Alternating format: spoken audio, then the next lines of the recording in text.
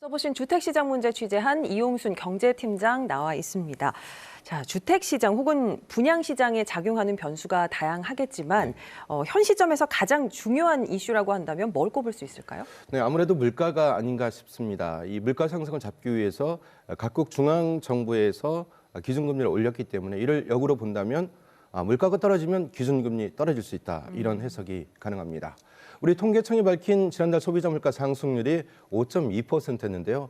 어제 나온 미국의 1월 소비자 물가 지수를 보니까 1년 전보다 6.4% 올랐습니다. 네. 그러자 미국의 물가 둔화 속도가 예상보다 더딘 것 아니냐 이런 얘기가 나오면서 당장 미 연준에서 기준금리를 한 차례 더 올릴 수도 있다는 얘기가 나옵니다. 만약 미 연준이 기준금리를 더 올리면 한국은행에서도 이에 연동하는 모습을 보이면서 기준금리를 추가로 인상할 여지가 더 커진다고 볼 수 있습니다.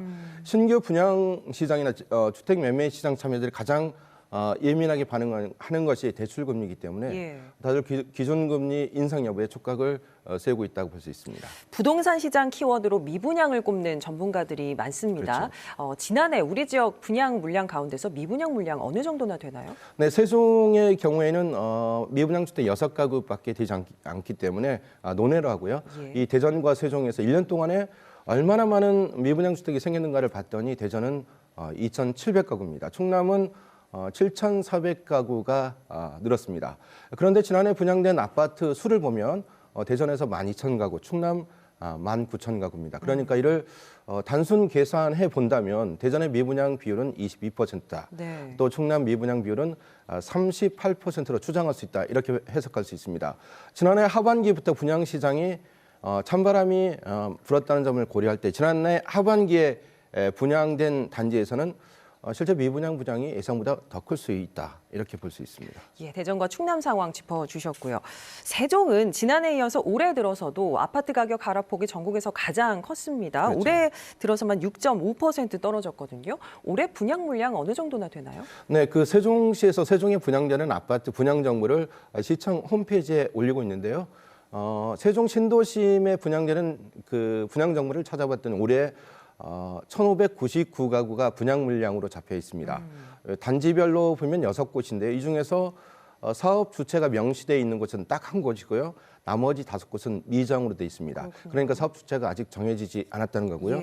또 분양 시기도 올해 하반기로만 적혀 있습니다. 세종 신도심의 경우에는 민간 건설사가 LH부터 택지를 공급받은 후에 분양 일정을 짠다는 점에서 분양 전망이 불투명한 가운데 건설사들이 택지를 선뜻 매입하지 않으려 하는 것으로 볼 수 있습니다.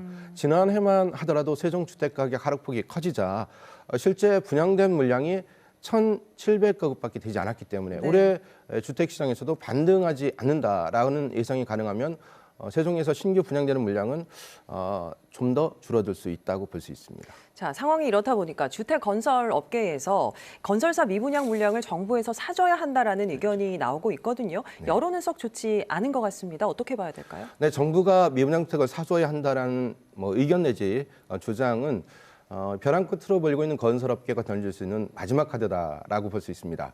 이 미분양 주택이라는 게 따지고 보면 시장에서 소비자들부터 외면을 받아서 안 팔리고 남은 재고 상품인데요.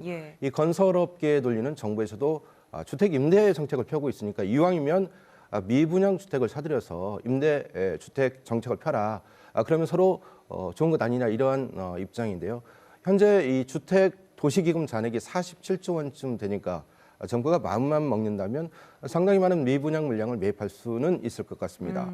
하지만 집값이 더 내려가기를 바라고 있는 매수 대기자들 입장에서는 이를 강력히 반대할 수밖에 없는 상황이기 때문에 주무부처인 국토교통부 원희룡 장관은 조심스럽게 접근하고 있을 텐데요. 이건 아마 이 주택 보유자, 매수 대기자 그리고 건설업계의 이해관계가 상당히 맞물려 있는 사안이기 때문에 아무래도 정부에서는 입장을 정리해서 어떤 내용을 좀 발표하지 않을까 이런 생각이 듭니다. 알겠습니다. 자, 이용순 경제팀장과 함께 살얼음 판결 고 있는 주택시장 전반을 한번 살펴봤습니다. 고생하셨습니다.